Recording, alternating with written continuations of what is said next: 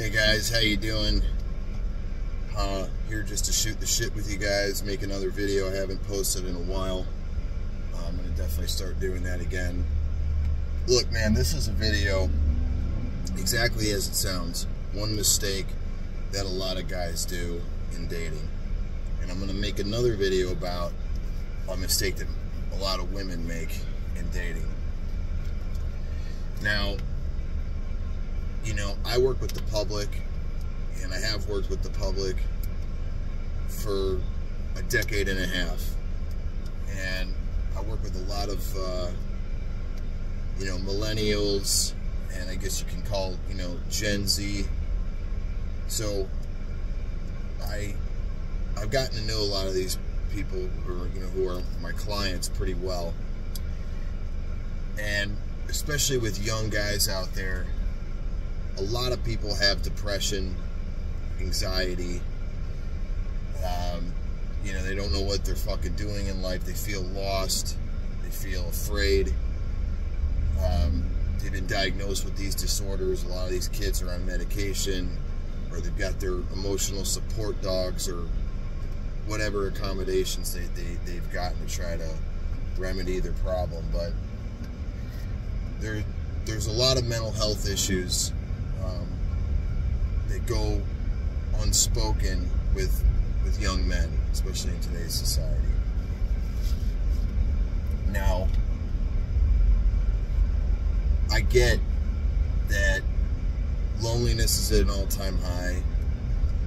You know, addiction, trauma, whatever, we all have it.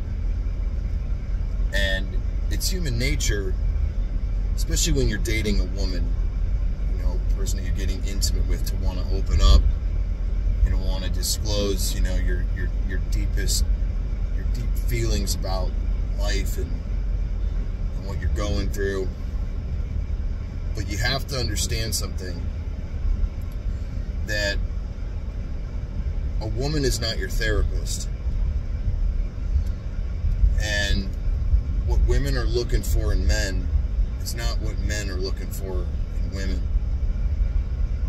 And you need to be careful, especially early on in the relationship, that you don't portray yourself to this woman like you've got a lot of problems and that she's going to have to fix you. Sure, there are some women out there that like that, but those women have a whole host of other problems that I could make a whole video about just for that. But you need to remember, your job, especially early on in the relationship, is to build attraction. That's the most important thing. That's the most critical thing you can do as a man, is to build attraction. And you're not going to do that by telling her that you get depressed at night and that you smoke weed because you feel like shit and that's the only way you can get to sleep. You're not going to build that by telling her that you hate your job and that, you know, but you're just afraid to leave it because you don't believe in yourself that you can do anything else. You're not going to do that by telling her that, you know, whatever. I mean, I could come up with a million examples. You guys get the point.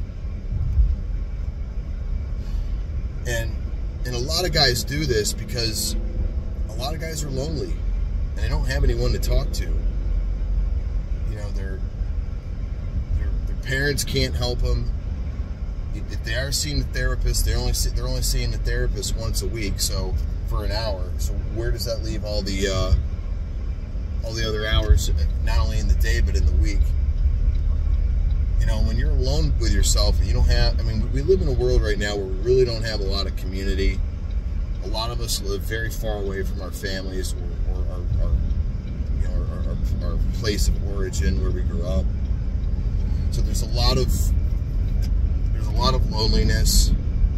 There's lack of support. There's depression. There's anxiety. There's, you know, social media, which creates a lot of anxiety by, you know, watching someone who's portraying their life as though it's like they're a fucking movie star, when in reality we all know that's not the case. But you know, a lot of people don't realize that.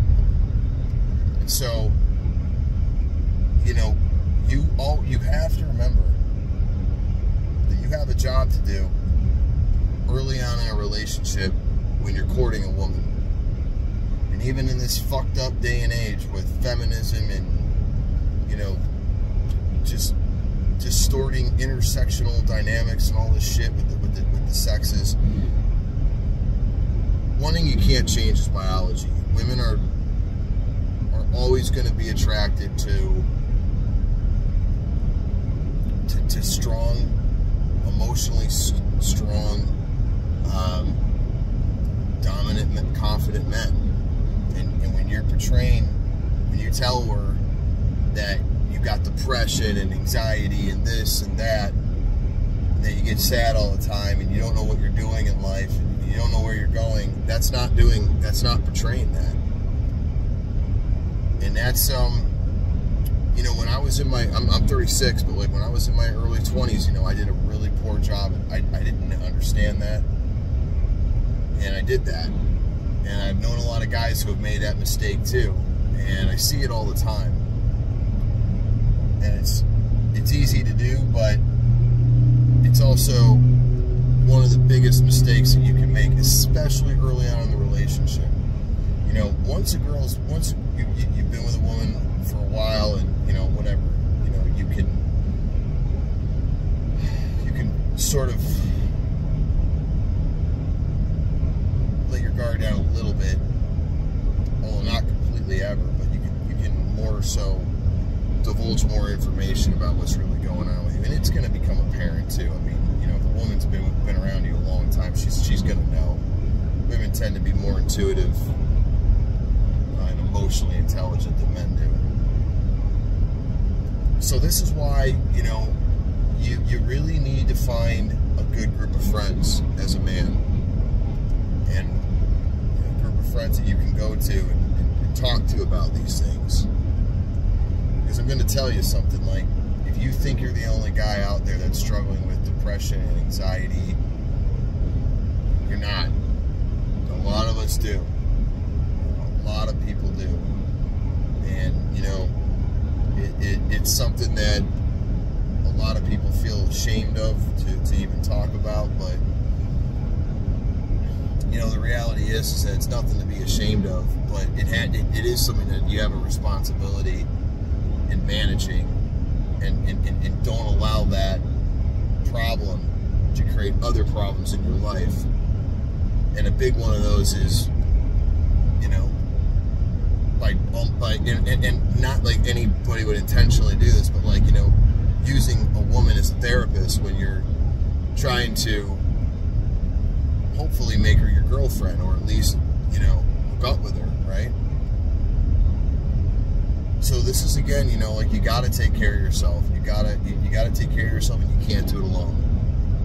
You know, I do think that men, you know, our nature is more stoic, and we do like our alone time, and I certainly value mine.